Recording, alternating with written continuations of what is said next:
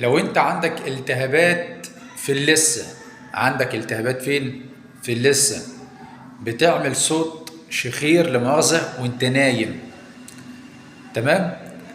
لو اسنانك في الصبح لما بتصحى الصبح كده بتجيب دم من اللثة، ركز معايا في الفيديو ده علشان اقول لك على وصفة مهمة وممتازة وقوية ومجربة بفضل الله على حالات كتيرة.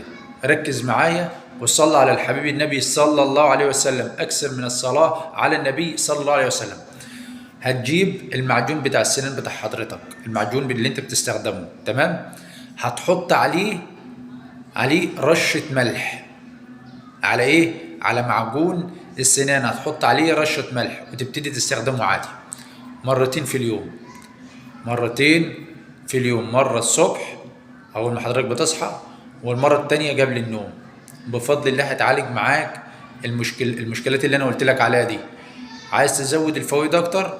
هات قرنفل واغليه وصفيه وتغرغر منه.